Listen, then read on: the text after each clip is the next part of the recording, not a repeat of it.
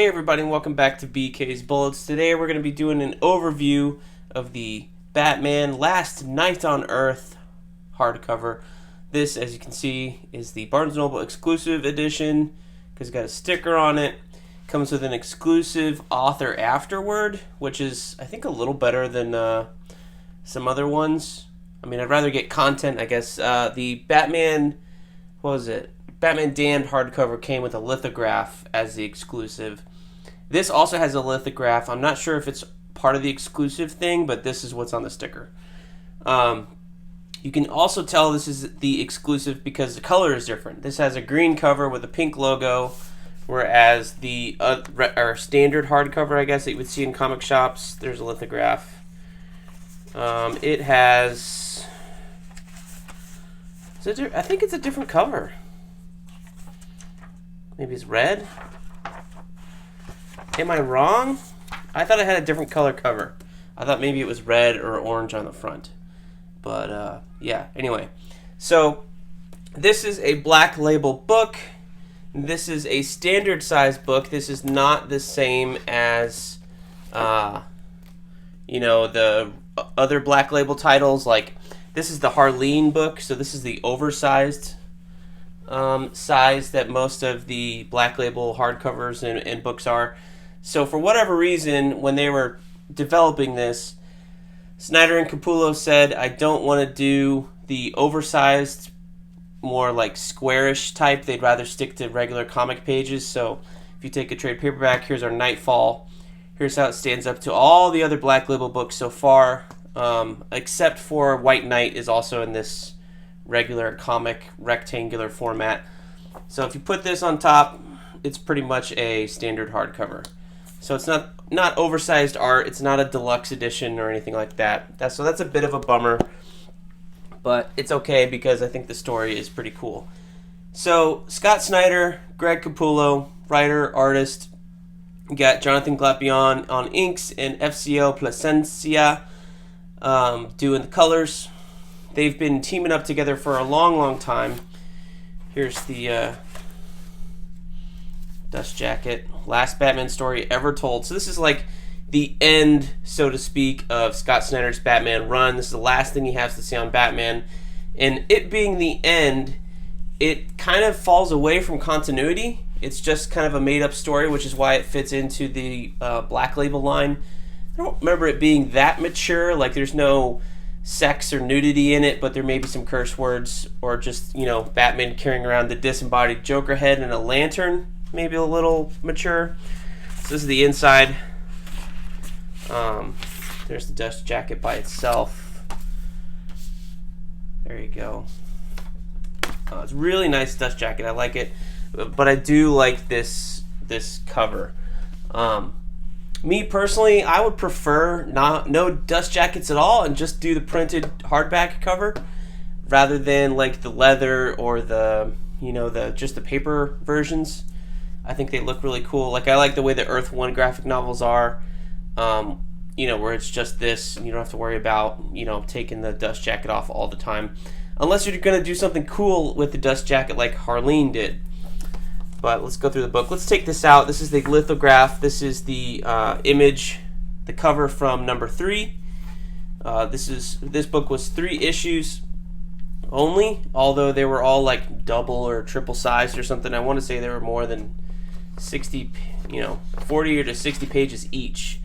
So it's a pretty hefty tome. It's very, very, thick for 3 issues. 3 issues, you'd probably get, half of that if it was just 20 pages. But these guys, we paid out the nose for it. This cost $30 at Barnes & Noble. So there it is, folks. So anyway, so this kind of falls outside of their continuity, and it kind of references some stuff that Scott Snyder and Greg Capullo were doing in the book. Here's the title page. They did take all of the covers out, and they put them in the back here, along with some other art and stuff like that. The variant covers are back here. But yeah, this is 3. This is issue 2. That's Bane and Scarecrow on his back, looking very scary. And there's issue 1. Okay, so that's the red cover. So I want to say the regular hardcovers have the pink or the red. And then the I was like, the green, but took the dust jacket away. The Barnes & Noble one has a green one. I like them both. I think they both look cool, but I do like the harsh garishness of the green.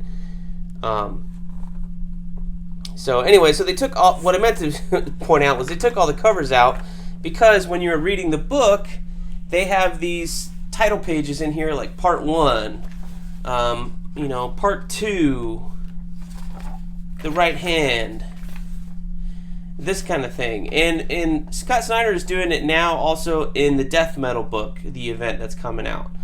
So I wonder if they're going to collect it the same way. Part 6. So when you get here, it may have been 10 pages, it may have been 2 pages from the last part, so to speak. And they run all the way through the book. So if you were reading this in single issues, you would have picked up number 3 and saw, whatever that part was, part 9, right? And then been almost done with the book. So it's very interesting. So what is the story of The Last Night on Earth? Well, it's weird. It's a little wacky. Basically, it's hard to give away. Batman wakes up, so to speak, and is in Arkham Asylum in the first issue and has to kind of escape. Then he gets out into the world and finds out that it's not really what it seems it was be. Here's the problem with this non-square, or the smaller ones, is that you lose this double-page spread. Like, this is the Hall of Doom, basically, I believe. And it's hard to tell. Or is that a lamp? Ah, that's the Green Lantern. Sorry, this is Mogo. Hard to tell in the double-page spread. I don't think there are too many of them in this book, so you might not suffer that much. But I think I found when it was the oversized books, because they were bigger, the more square-bound books like Harleen and Batman Damned, they just lay flat a little better than this did. So anyway, he gets out into the world and finds out that he's in some weird future, etc., etc. Here's another Batman image. And has to figure out where he is and how to defeat this person named Omega, who is the guy on the lithograph. And that's why you have all the Omega symbols in the chapters. This is Batman, that's Omega. Kind of looks like a Batman. Comes into play later. I'm not going to tell you who he is. Wonder Woman is here. She's got a mohawk with a shaved head. She looks like a badass. And then they all kind of team up together. Here's some Talons in here in the Batcave. They're going to where the Talons were from Court of Owls. There's that big owl statue underneath Gotham, stuff like that. And Joker's along for the ride in this weird head lantern, just kind of crazy. So it's kind of within continuity. It's kind of outside continuity. You can read it by itself, I feel like. There's not too much stuff like you would maybe need to know who the Court of Owls were to recognize what that is, but just in the context of the story itself, I feel like you'd be able to know what's going on. Here's the Mecha Bat that Jim Gordon was, that's been modified, like that's what that's calling back to. But if you don't know what it is, I think you're okay. It's just referencing it. Batman's wearing the same costume he was wearing at the end of their run, the Capullo redesigned one. So yeah, here's all the Omega symbols. So yeah, I'm interested to read it again as one long story instead of months and months apart.